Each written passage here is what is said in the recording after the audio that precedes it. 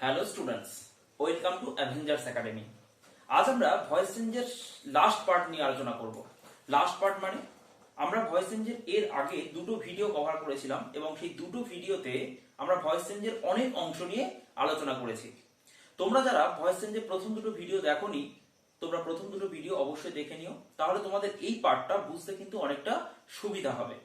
Students, প্রথম দুটো ভিডিওতে আমরা যে দুটো কভার করেছিলাম তার মধ্যে টেন্স ওরিয়েন্টেড ম্যাক্সিমাম পার্টটা কভার করেছিলাম আর sentence oriented assertive and interrogative sentence cover করেছিলাম। আজ আমরা এই ভিডিওতে ইম্পারেটিভ সেন্টেন্স এবং আরো কিছু এক্সট্রা রুল শিখব ভয়েস চেঞ্জের উপর থেকে, অ্যাক্টিভ থেকে প্যাসিভ কিভাবে করতে হয়। স্টুডেন্টস, প্রথমে আমরা শিখব ইম্পারেটিভ সেন্টেন্স। চলো, ইম্পারেটিভ সেন্টেন্স জিনিসটা কি? ইম্পারেটিভ সেন্টেন্স জিনিসটা কি? যে সেন্টেন্সের মাধ্যমে কোনো আদেশ, অনুরোধ বা উপদেশ বোঝায়, সেক্ষেত্রে আমরা বলতে পারি সেটা ইম্পারেটিভ সেন্টেন্স। তাহলে যে সেন্টেন্সের মাধ্যমে আমরা আদেশ, অনুরোধ অথবা উপদেশ বুঝতে পারবো তাকে আমরা বলবো ইম্পারেটিভ সেন্টেন্স।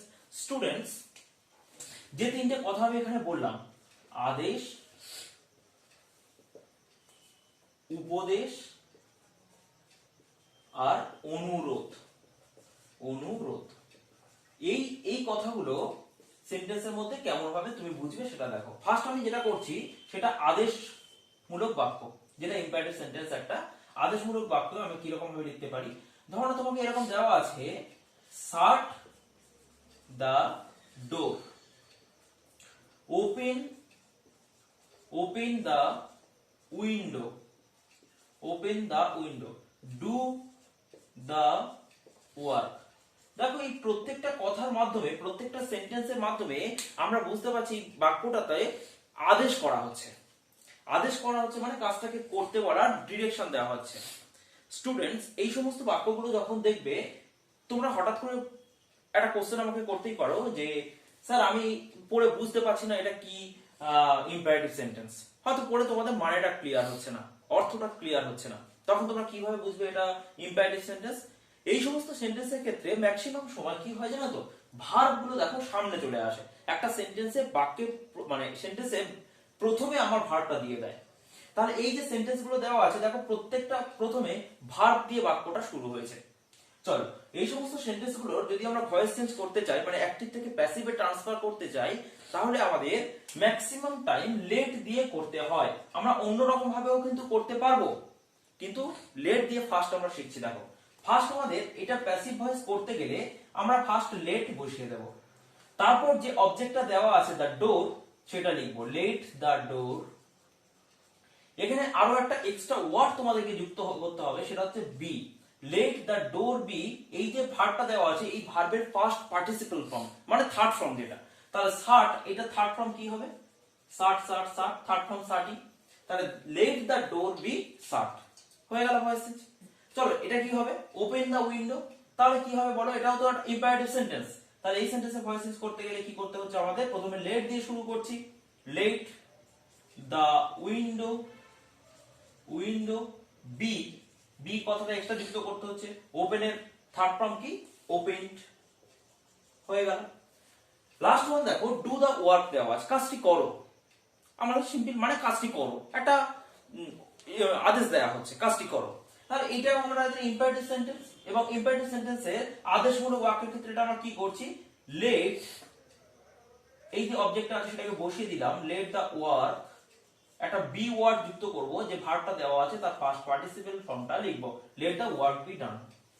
এবার তোমরা পরীক্ষা দিতে গিয়ে দেখলে তোমরা এই সেন্টেন্সটাই দেওয়া আছে, ডু দা ওয়ার্ক, কিন্তু এই অপশনটা দেওয়া নেই, let the work be done, এই অপশনটা কিন্তু দেওয়া নেই। তোমাদের যে চারটে অপশন দেওয়া আছে, সেই চারটে অপশনের মধ্যে এই অপশনটা কোথাও দেওয়া নেই। তাহলে তোমরা কি করবে?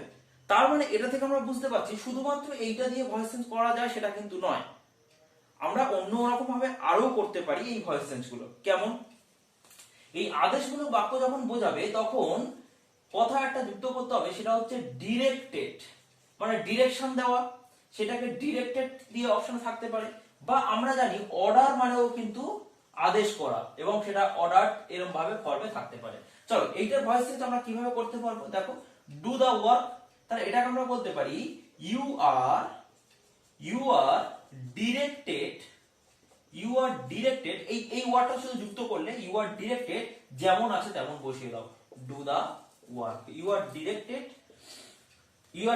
সরি, এখানে একটা টু যুক্ত করতে হবে। You are directed to do the work, একটা টু দাও মানে এটাকে ইনফিনিটিভ করে দাও।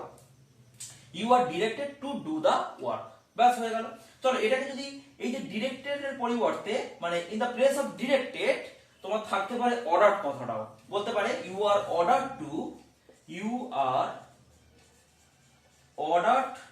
Two do the work. তাহলে এই তিন রকম ভাবে তোমাদের যে কোনো একরকম ভাবে কিন্তু পরীক্ষার অপশনে থাকতে পারে।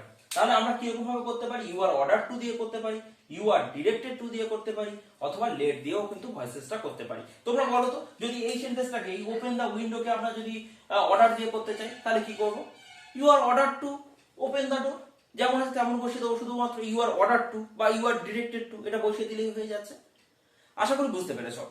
চলো এবার আমরা ইম্পারেটিভ সেন্টেন্সের আরো একটা পার্ট যেটা উপদেশ দেওয়া বোঝায়। এই উপদেশমূলক বাক্য থাকলে আমরা কি এরকম ভাবে করব? স্টুডেন্টস একটু পরিবর্তন করতে হবে। দেখো চলো উপদেশমূলক কিছু বাক্য আমরা এখন লিখি।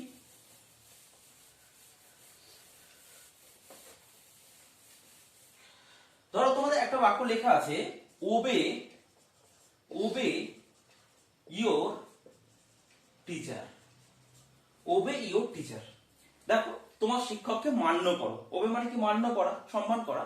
তাহলে ওবে ইয়োর টিচার, এটা উপদেশ দেওয়া হচ্ছে তোমার সম্মান, তোমার শিক্ষককে মান্য করো। এক্ষেত্রে আমরা এই উপদেশমূলক বাক্য যখন দেখব তখন একটা ওয়ার্ড আমরা এক্সট্রা আনবো, সেটা হচ্ছে শুড। কি করব, যে অবজেক্টটা দেওয়া থাকে সেই অবজেক্টটাকে ফার্স্ট লিখে দেব। ইয়োর টিচার, এই শুডটা শুড বি, এই শুডটাকে তুমি এক্সট্রা আনো। ইয়োর টিচার শুড বি, মানে শুড মানে উচিত অর্থে আমরা ব্যবহার করে থাকি। তো ইয়োর টিচার শুড বি, এই যে এটা দেওয়া আছে, ভার্বটা দেওয়া আছে, সেইটাকে থার্ড ফর্মে ট্রান্সফার করে দাও। তাহলে ইয়োর টিচার শুড বি ওবেইড। দেখো এই উচিত অর্থে তোমার শিক্ষককে মান্য করা উচিত বা তোমার শিক্ষক মান্য হওয়া উচিত। ওবে ইয়োর টিচার, এটাকে শুড দিয়ে যুক্ত করে কিন্তু আমরা ইম্পারেটিভ সেন্টেন্সে ভয়েস চেঞ্জ করছি। এটা কিন্তু একটা ইম্পারেটিভ সেন্টেন্স, কারণ এটা উপদেশ বোঝাচ্ছে। তাহলে ওবে ইয়োর টিচার এইটাকে যদি আমরা ভয়েস চেঞ্জ করতে চাই তাহলে কি করব, your teacher should be obeyed.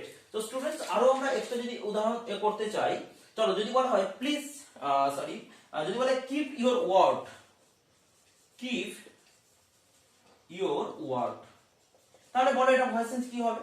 দেখো এটা আমরা একটা উপদেশমূলক বাক্য দেখতে পাচ্ছি, কিপ ইয়োর ওয়ার্ড। একটা উপদেশমূলক যখন বাক্য দেখতে পাচ্ছি তখন কি করব, ইয়োর ওয়ার্ডটা ফার্স্ট লিখে দেবো, যে অবজেক্টটা আছে সেটা লিখে দিচ্ছি। ইয়োর ওয়ার্ড, আমরা কি করব, শুড বি কথাটা যুক্ত করব, শুড বি, এইটা থার্ড ফর্ম কি কেপ্ট, কিপ থেকে কেপ্ট হয়ে যাবে, your word should be kept. দেখো উপদেশমূলক বাক্য হয়ে গেল ইম্পারেটিভ সেন্টেন্সে। চলো এবার আমরা নেক্সট যে পার্টটা বাকি আছে সেটা হচ্ছে অনুরোধমূলক বাক্য। এই অনুরোধসূচক বাক্য যখন কোনো ভয়েস চেঞ্জ করতে দেবে ইম্পারেটিভ সেন্টেন্সে, অনুরোধমূলক বাক্য কেমন ধরনের সেন্টেন্স গুলো থাকবে আমরা ফার্স্ট দেখে নিই। ফার্স্ট আমাদের সেন্টেন্স গুলো এমন থাকতে পারে, যদি বলা হয় please go there, please go there, please give him a glass of water। দেখো এই সমস্ত সেন্টেন্স গুলো আমরা, এটা কিন্তু ইম্পারেটিভ সেন্টেন্স। এই সেন্টেন্স গুলো যে অনুরোধমূলক বাক্যের মধ্যে পড়ছে ইম্পারেটিভ সেন্টেন্সে, সেটা বুঝবো কিভাবে। প্রথমে দেখো এই সমস্ত সেন্টেন্স গুলো প্রথমে প্লিজ কথাটা যুক্ত থাকে। তাহলে প্লিজ মানে অনুরোধ করা, এটা আমরা জানি যে প্লিজ এটা আমাকে করে দাও, প্লিজ এটা করো, প্লিজ ওটা করো, মানে অনুরোধ করা হচ্ছে। তাহলে এইরকম অনুরোধ সূচক বাক্যের ক্ষেত্রে, অনুরোধ সূচক বাক্য যখন আমরা দেখবো তখন প্লিজ ওয়ার্ডটা থাকলে সেটাকে আমরা ভেবে নেবো ইম্পারেটিভ সেন্টেন্সের অনুরোধমূলক বা পার্টের মধ্যে পড়বে। এবং এক্ষেত্রে শুধুমাত্র তোমরা একটা রকম ভাবে ভয়েস চেঞ্জ করতে পারো। এটাকে কি রকম ভাবে করতে পারো, যে ইউ আর রিকোয়েস্টেড, রিকোয়েস্ট মানে কি অনুরোধ করা আমরা জানি। ইউ আর রিকোয়েস্টেড টু, এই কথাটা শুধুমাত্র যুক্ত করে দাও প্লিজ এর পরিবর্তে। প্লিজটাকে আর লিখবে না, তার পরিবর্তে লিখে দেবে ইউ আর রিকোয়েস্টেড টু, যেমন আছে তারপরে সেটা লিখে দাও, to go there. You are requested to go there, তারপরটা দেখো প্লিজ এর পরিবর্তে যদি আমরা ইউ আর রিকোয়েস্টেড টু লিখে দিই, ইউ আর রিকোয়েস্টেড টু যেমন আছে তেমন বসিয়ে দাও, give him a glass of water, glass of water. ব্যাস আমাদের কভার হয়ে গেল পুরো ইম্পারেটিভ সেন্টেন্স। তো ইম্পারেটিভ সেন্টেন্সের উপর থেকে এর থেকে আরো অনেক সহজ সহজ দিয়ে তোমাদের পরীক্ষা কিন্তু দেবে স্টুডেন্টস, আশা করি তোমরা বুঝতে পেরেছো। চলো এবার আমরা কিছু এক্সেপশনাল রুল একটু দেখে নেব, যেগুলো ভয়েস চেঞ্জের এই গতানুগতিক নিয়মগুলোর বাইরে থেকে গিয়ে আমাদের এই নিয়মগুলো করতে হবে। চলো ফার্স্ট আমরা যেটা দেখবো, যখন আমি তোমাদের ফার্স্ট ক্লাসে বলেছিলাম যে আমরা ভয়েস চেঞ্জটাকে মূলত তিনটে পার্টে, তিনটে ভাগে ভাগ করতে পারি। কি কি ভাগ ছিল? একটা অ্যাক্টিভ ভয়েস, একটা প্যাসিভ ভয়েস, একটা কোয়াসি ভয়েস। এই যে কোয়াসি প্যাসিভ ভয়েস যেটা, সেটা আমি তোমাদেরকে বলেছিলাম যে এই পার্টটা নিয়ে পরে আলোচনা করব। তো আজকের এই পার্টে আমরা এখন কোয়াসি প্যাসিভ নিয়ে আলোচনা করব। স্টুডেন্টস কোয়াসি প্যাসিভ জিনিসটা কি? কোয়াসি প্যাসিভ হচ্ছে কোয়াসি প্যাসিভ ভয়েস চেঞ্জ। এর সেন্টেন্স গুলো কেমন ধরনের? দেখো সেন্টেন্স গুলো আমরা একদম চিরাচরিত যে ছোটবেলা থেকে যেমন শিখে এসেছি সেন্টেন্স গুলো, যেমন ধরো দেখো honey taste sweet, honey taste sweet. Students দেখো এই যে সেন্টেন্স গুলো, মধু খেতে মিষ্টি, এইরকম ধরনের বাক্য যখন থাকবে তখন সেটাকে আমরা কোয়াসি প্যাসিভের আন্ডারে ফেলে দেবো। এই যে হানি টেস্ট সুইট, এইটাকে আমরা প্যাসিভ ভয়েসে কিভাবে ট্রান্সফার করব? এইটাকে এমন ভাবে প্যাসিভ ভয়েসে ট্রান্সফার করতে হবে। রুলটা কেমন? এই যে দেখো মধু খেতে মিষ্টি, মধু কখন মিষ্টি হয়? যখন খাওয়া হয়। মধু মিষ্টি কি টক কি ঝাল সেটা আমরা বুঝতে পারবো না, যখন সেটা খাবো তখন সেটা বুঝতে পারবো যে মধু মিষ্টি। তাহলে এটাকে আমরা লিখতে পারি যে হানি ইজ সুইট, হানি হয় মিষ্টি, হানি is sweet when it is tasted, when it is tasted। এইরকম এই যে when it is এই ফর্মটা তোমাদেরকে কোয়াসি প্যাসিভের মধ্যে আনতে হবে। চলো আরো একটা দেখা যাক। the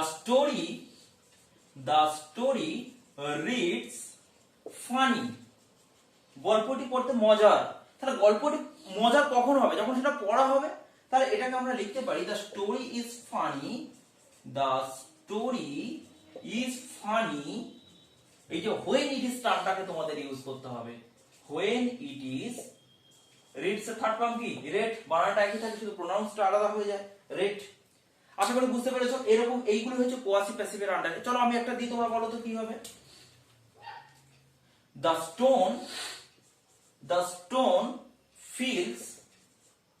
stone feels rough।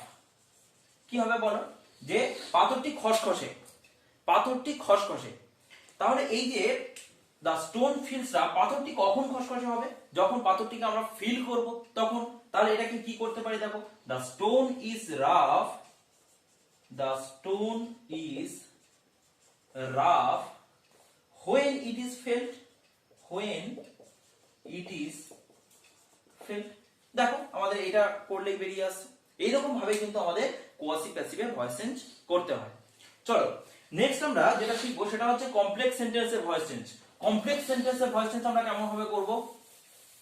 একটা কমপ্লেক্স সেন্টেন্স এমন ভাবে দেওয়া আছে স্টুডেন্টস, মনে করো এর একটা কমপ্লেক্স সেন্টেন্স দেওয়া আছে উই, আচ্ছা এখানে আমরা হেডলাইনটা দিয়ে দিই একটু, কমপ্লেক্স সেন্টেন্স। এই কমপ্লেক্স সেন্টেন্সে যখন আমরা ভয়েস চেঞ্জ করব তখন কি রকম ভাবে এটা দেখো যে সেন্টেন্সটা কেমন হতে পারে। We know that Columbus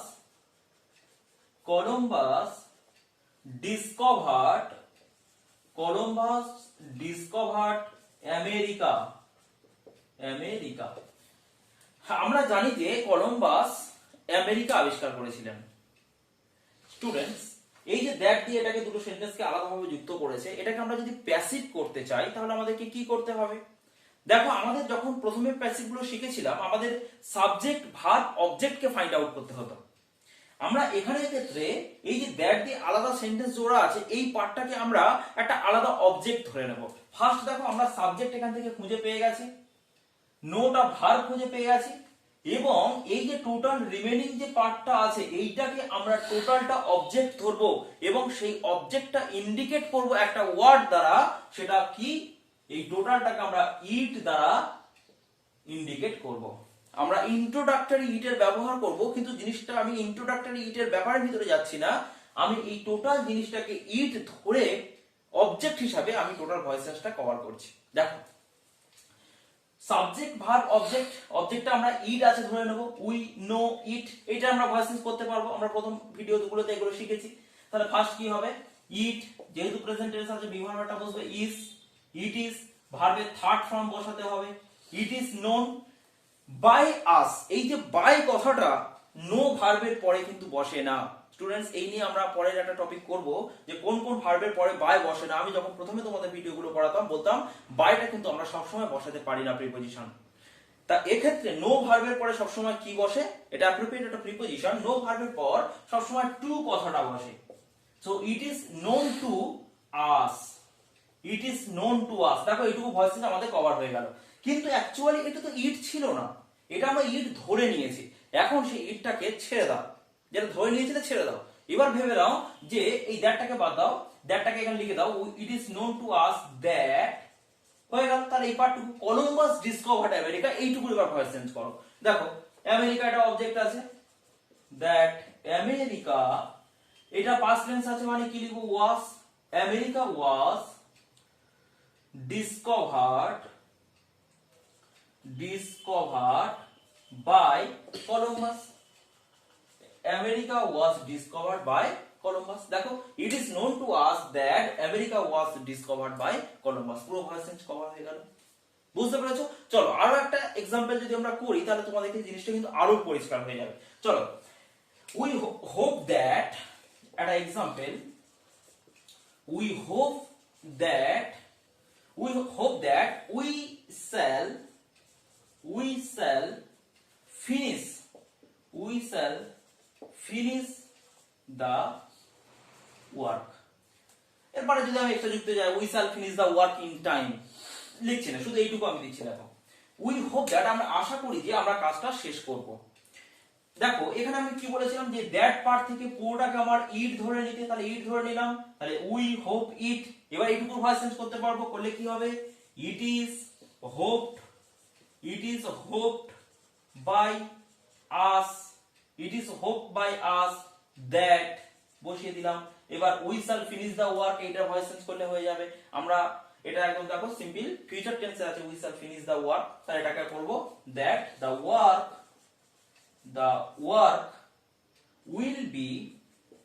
will be shall, তাকে এটা will করতে হবে কারণ the work এর পরে shall বসবে না, will be finished by us। দেখো এরকম ভাবে আমরা কমপ্লেক্স সেন্টেন্সের ভয়েস চেঞ্জ কিন্তু করতে পারবো। দেখো এবার এই যে কথাটাকে আমরা এই যে এটাকে লিখেছি যে we hope that we shall finish the work, it is hoped by us that the work will be finished by us। এই যে দুটো by us কথাটা লিখেছি না, এই দুটো কথা কোন কোন সময় সেন্টেন্সের ভিতর উজ্জ করে দেয়, মানে দেয় না, এটা লেখারও দরকার নেই খুব একটা বেশি। না লিখলে দেখো সেন্টেন্সটা কেমন আসছে, it is hoped that the work will be finished। এই by us কথা দুটো কিন্তু উজ্জ থাকে। বুঝতে পেরেছো? চলো নেক্সট আমরা অন্য পার্টে চলে যাব। স্টুডেন্টস আশা করি তোমরা বুঝতে পারছো। যদি তোমাদের কোনো অসুবিধা হয়ে থাকে এই সমস্ত টপিকগুলো বোঝার ক্ষেত্রে তোমরা একটু কমেন্ট বক্সে কমেন্ট করো। চলো নেক্সট আমাদের যে পার্টটা আমরা শিখবো প্যাসিভ উইথ ডিফারেন্ট প্রিপোজিশন। আমরা বললাম যে নো ভার্বের পর বাই বসে না, কার কোন কোন ভার্বের পরে কি বসে এবং কেমন ধরনের প্রিপোজিশন দিয়ে করতে হয় সেটা আমরা শিখে নিলেই হয়ে যাবে। চলো passive voice with different preposition, passive with different preposition,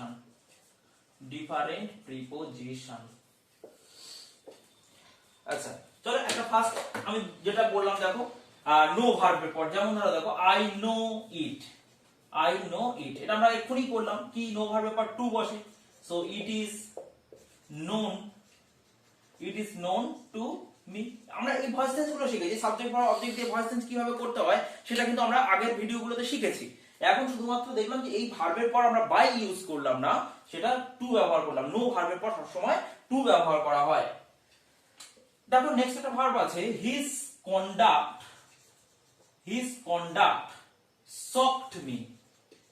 his conduct shocked me. His conduct shocked me, তাহলে এখানে দেখো এইটা হচ্ছে সাবজেক্ট, এটা ভার্ব, এটা অবজেক্ট দেওয়া আছে। তাহলে আমরা এটাকে ভয়েস চেঞ্জ কিভাবে করব? দেখো এখানে মিটাকে ফার্স্ট আই নিয়ে নিচ্ছি। আমরা এই সমস্ত নিয়মগুলো কিন্তু আমি দ্বিতীয়বার ডেসক্রাইব করছি না, কারণ এগুলো আমাদের প্রথম ভিডিওতে কভার হয়ে গেছে কিভাবে ভয়েস চেঞ্জ গুলো করতে হয়। আমি শুধু ভার্বটা কিভাবে বাইয়ের পরিবর্তে কি কি বসে আমি সেটাকে দেখাচ্ছি। His conduct shocked me, I মিটার পরিবর্তে আই হয়ে গেল। এখানে দেখো এই শকড ভার্বটা পাস্ট টেন্সে দেওয়া আছে, তাহলে কি হবে? I was shocked.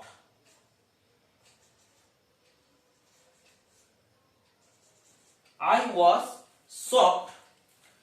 এই যে শকড ভার্বটার পর কি প্রিপজিশন বসে সবসময় মনে রাখবে, এটা অ্যাপ্রোপ্রিয়েট প্রিপজিশন এট বসে। তাহলে I was shocked at his conduct, এই সাবজেক্টটা অবজেক্ট হিসেবে বসে যাবে his conduct। বুঝতে পেরেছো? চলো আর কি কি ভার্ব করা যায়। যদি বলা একটা এরকম দেওয়া আছে, light field the room, light field the room, তাহলে কি দেখো এটা অবজেক্ট, এটা ভার্ব, এটা সাবজেক্ট। তাহলে এটা আমি ফার্স্ট অবজেক্টটা সাবজেক্ট হিসেবে লিখছি, দ্য রুম ওয়াজ, পাস্ট টেন্সে ওয়াজ বুঝলাম, তারপর field third form, the room was field. এই যে ফিল্ড এর পর কোন ভার্ব বসে, কোন প্রিপজিশন বসে, সেটা হচ্ছে উইথ প্রিপজিশন। এটা কিন্তু অ্যাপ্রোপ্রিয়েট প্রিপজিশন, সবসময় মনে রাখবে। The room was filled with light. Students আমি আর এক্সাম্পল দিচ্ছি না, শুধুমাত্র কয়েকটা ভার্ব বলে দিচ্ছি, সেই ভার্বের রেসপেক্টে কি কি প্রিপজিশন বসে সেগুলো একটু জেনে রাখবে। এগুলো তো জেনে রাখছো, এগুলো দিয়ে ম্যাক্সিমাম পরীক্ষায় আসে। আরো একটা ভার্ব আছে ম্যারি, ম্যারি মানে কি বিবাহ। এই বিবাহের পরে কি কি বসতে পারে? টু বসে, আবার উইথও বসে। টু বসে, উইথ বসে। কখন টু বসে, কখন উইথ বসে? যখন দেখবে আগে ম্যান থাকবে, পরে ওম্যান কথাটা থাকবে, এই ওম্যান আর ম্যান এই মাঝখানে কিন্তু টু বসবে। মানে প্রথমে দেখতে হবে তোমার সাবজেক্টটা কি আছে, অবজেক্টে কি আছে। যদি সাবজেক্টটা প্রথমে ম্যান থাকে আর অবজেক্টটা ওম্যান থাকে, তখন কিন্তু মাঝখানে টু প্রিপজিশন দিয়ে অ্যাড করব। আর ঠিক তার ভাইস ভার্সা, ওম্যান যদি আগে থাকে এবং তারপরে যদি প্রথম যদি ওম্যান থাকে এবং তারপরে যদি ম্যান থাকে, তাহলে সেটা মাঝখানে আমরা উইথ দিয়ে ফিল আপ করে দেব। চলো এইগুলো মোটামুটি আমাদের একটু জানলে হয়ে যাবে। চলো আমরা নেক্সট পার্টে চলে যাই। এবার আমরা শিখবো প্যাসিভ উইথ ইনফিনিটিভস। আমরা ইনফিনিটিভ দিয়ে কিভাবে প্যাসিভটা করতে পারি। আমরা ইনফিনিটিভ দিয়ে কোনো অ্যাক্টিভ দেওয়া আছে, সেটাকে প্যাসিভে ট্রান্সফার করতে গেলে আমাদেরকে কি করতে হবে। চলো infinitive, passive with infinitives, passive with infinitives, infinitives. Students infinitives মানে কি? ইনফিনিটিভস মানে জেনারেলি তোমাদের ভার্বের সাথে তোমাদের টু কথাটা যুক্ত থাকবে ভার্বের ফার্স্ট ফর্মের সঙ্গে, ঠিক আছে? যেমন একটা এক্সাম্পল তোমাদের আমি একটু দিয়ে থাকি, there are lots of things to do। দেখো there are lots of things to do। দেখো এখানে এই যে ভার্বটা, ডু ভার্বটা, এটার সঙ্গে টু যুক্ত করা আছে। এই টু যুক্ত করা থাকা মানে সেটা কিন্তু ইনফিনিটিভ ফর্মে ট্রান্সফার হয়ে গেল। আর ইনফিনিটিভ ফর্ম যখন হচ্ছে, টু দিয়ে যখন আমরা পাচ্ছি, তখন সেটাকে কি করব?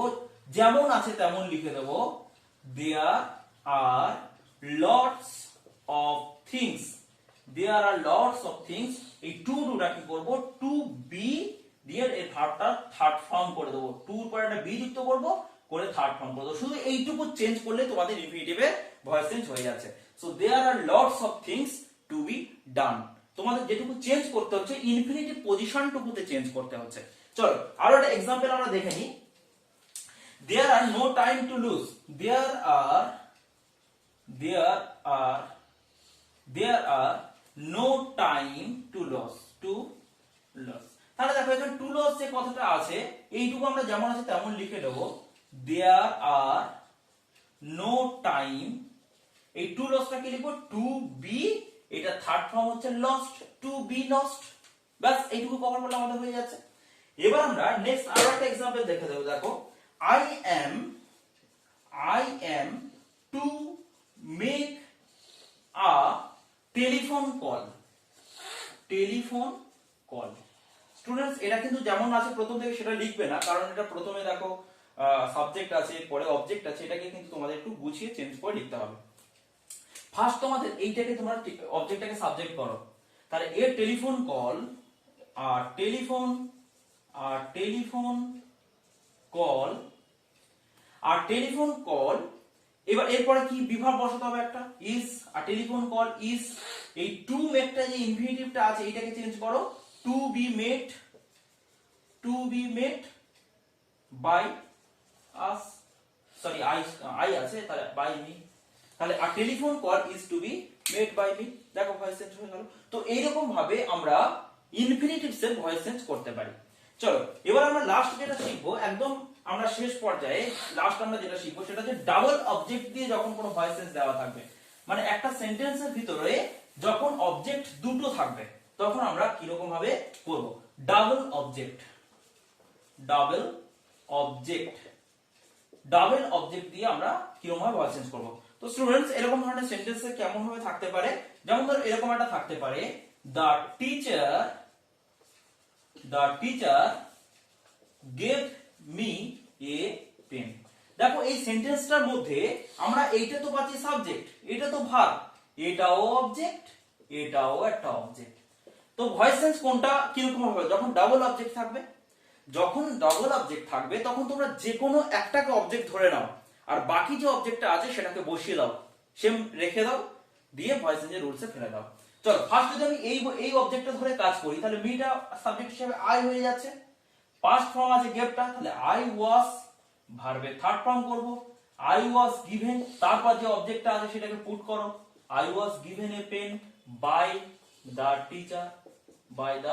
টিচার হয়ে গেল এইটাকে যদি আমি এই অবজেক্টটা থেকে ধরে তাহলে কি হবে তাহলে এই অবজেক্টটাকে যেমন আছে তেমন বসিয়ে রাখবো তাহলে দেখো ফার্স্ট আমি এই অবজেক্টটা ধরে করছি a pen was given a pen was given me টাকে বসিয়ে রাখলাম by the teacher a pen was given me by the teacher হয়ে গেল আশা করি বুঝতে পেরেছো চলো আরো একটা एग्जांपल দিলে আমাদের মোটামুটি জিনিসটা কভার হয়ে যাবে চলো আমরা যদি আরো একটা एग्जांपल এরকম ভাবে দিয়ে থাকি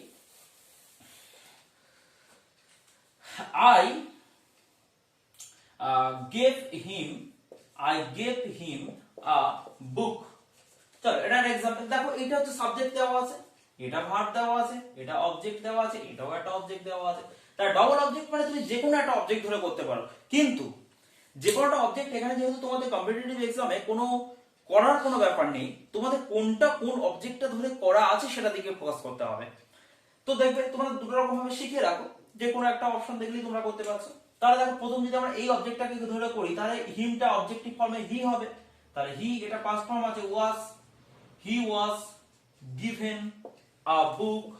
he was given a book by me হয়ে গেল আর যদি এই অবজেক্টটাকে ধরে তাহলে কি হবে a book was given him by me students এই হচ্ছে আমাদের ভয়েস চেঞ্জের সমস্ত পার্টগুলো আমরা প্রত্যেকটা ভিডিওতে কভার করলাম এছাড়া ভয়েস চেঞ্জের আরো অনেক এক্সট্রা রুল আছে সেগুলো আমাদের এই কম্পিটিটিভ সেক্টরে আমার মনে হয় আর দরকার নেই আমরা এই তিনটে ভিডিওতে যে ভয়েস চেঞ্জ গুলো কভার করলাম এইগুলোই উপর থেকে তোমাদের কম্পিটিটিভ এক্সামে কোশ্চেন আসে তো স্টুডেন্টস ভিডিওটা তোমরা সম্পূর্ণ প্রথম থেকে শেষ পর্যন্ত দেখো কোথাও যদি ডাউট হয় কমেন্ট বক্সে কমেন্ট করতে পারো কিংবা আমাকে ক্লাসে জিজ্ঞাসা করতে পারো আশা করি তোমাদের কোনো অসুবিধা হবে না স্টুডেন্টস থ্যাংক ইউ